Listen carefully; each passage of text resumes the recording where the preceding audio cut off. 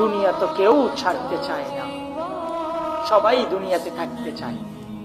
করে 120 বছরের বুড়া মানুষটারও মানুষ অ্যাম্বুলেন্স দিয়া ডাক্তারের কাছে নিয়ে যায়, হসপিটালে নিয়ে যায়।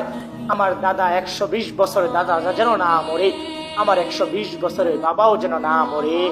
120 বছরের মানুষটাও দুনিয়াতেই থাকতে চায়, কিন্তু দুনিয়াতে কেউ থাকতে পারে না বন্ধু, কেউ দুনিয়াতে থাকতে পারে না।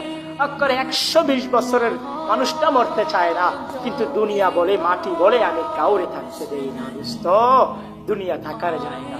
আজকে যারা কবরস্থানে শুয়ে আছে, আজকে যারা কবরস্থানে শুয়ে আছে, এমন এমন পরিবারের লোকজন আছে 7 মাস, 1 মাস, 2 মাস, 1 বছর তার পরিবারের আত্মীয় স্বজনের কবরের সামনে গিয়েও 2টা হাত তুলে না।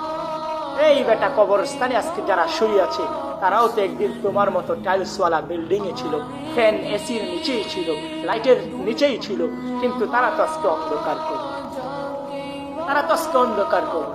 তারাও তো একদিন তোমাদের মতোই ছিল দোস্ত। কবর ভীষণ ভয়ঙ্কর, কবর রাজা ভীষণ ভয়ঙ্কর, এটা খামখেয়ালি ব্যাপার না। তোমার মতো একদিন কিন্তু মানুষ তো ছিল বলো।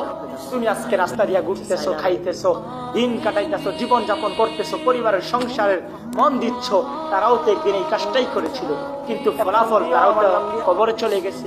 তাইলে মানুষ ভবিষ্যতের চিন্তা করে, কিন্তু মৃত্যু যে ভবিষ্যৎ এটা কেউ চিন্তা করে না।